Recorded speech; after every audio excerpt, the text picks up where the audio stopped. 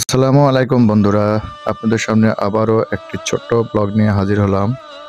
আপনাদেরকে দেখাবো রেলওয়ে স্টেশনের পাশে ছোট্ট একটি লাউয়ের বাগান। এটা সারবিহীন লাউয়ের বাগান এবং সম্পূর্ণ জৈব সার ব্যবহার করে এই লাউ বাগানটি তৈরি করা হয়েছে। আর সার ছাড়াই যে জৈব পদার্থ দিয়ে লাউ সুন্দরভাবে উৎপাদন করা যায় এটাই তার প্রমাণ। দেখুন, অনেক সুন্দর লাউ গাছ হয়েছে এবং তাতে লাউ ধরেছে অনেক সুন্দর কচি কচি লাউ। এই লাউটা খেতে অনেক সুস্বাদু লাগবে, কারণ এখানে কোনো সার ব্যবহার করা হয়নি।